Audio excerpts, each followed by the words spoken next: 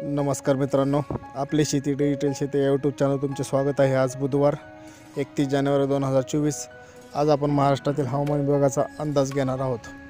तत्पूर्वी तुम्ही जर चॅनलवर नवीन असाल तर चॅनलला सबस्क्राईब करा आणि बेल आयकॉन प्रेस करा, जेणेकरून नवीन नवीन अपडेट तुमच्याकडून पोहोचत राहतील। आणि हा मित्रांनो, अगदीशी छोटी व्हिडिओ आहे, त्यामुळे शेवटपर्यंत नक्की पहा। मित्रांनो, जसं की आपल्याला माहीत आहे की महाराष्ट्रामध्ये थंडीचे प्रमाण वाढलेले आहे, तरी काही जिल्ह्यामध्ये ढगाळ वातावरणाची शक्यता आपल्याला दिसत आहे।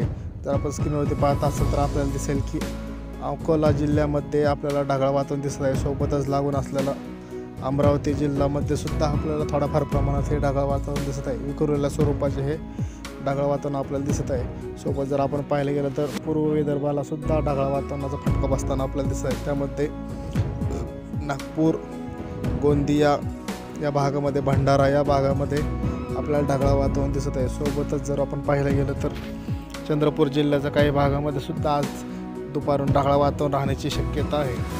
जर आपण स्क्रीनवरती नीट पाहत असाल तर आपल्याला दिसेल की अकोला जिल्ह्यातील शक्यतो सर्व भागामध्ये आज ढगाळ वातावरण राहण्याची शक्यता आहे। सोबतच पाहायला गेलं आपण तर आपल्याला दिसेल की चंद्रपूर जिल्ह्यामध्ये सुद्धा ढगाळ वातावरण दिसत आहे। मध्येच असलेला आपण जर पाहत असाल तर यवतमाळ आणि वाशिम जिल्ह्यामध्ये सुद्धा आज आपण पाहत असाल तर ढगाळ वातावरण राहण्याची दाट शक्यता आहे।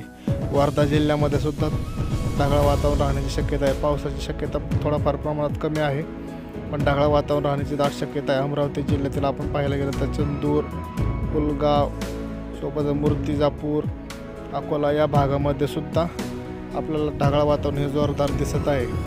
बुलढाणा जिल्ह्यामध्ये सुद्धा थोड्याफार प्रमाणात ढगाळ वातावरण राहण्याची दाट शक्यता मित्रांनो हवामान विभागाने दिलेली आहे।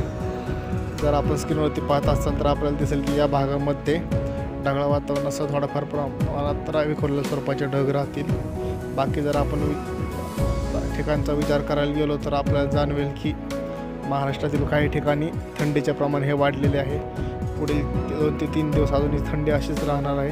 त्यामध्ये पश्चिम महाराष्ट्रामध्ये थंडी जास्त वाढलेली आपल्याला दिसत आहे। सोबतच आपण पाहायला गेलो तर उत्तर महाराष्ट्रामध्ये सुद्धा आपल्याला थंडीचे प्रमाण हे वाढलेले दिसत आहे। अधिक माहितीसाठी आपल्या चॅनलला सबस्क्राईब करा आणि बेल आयकॉन प्रेस करा।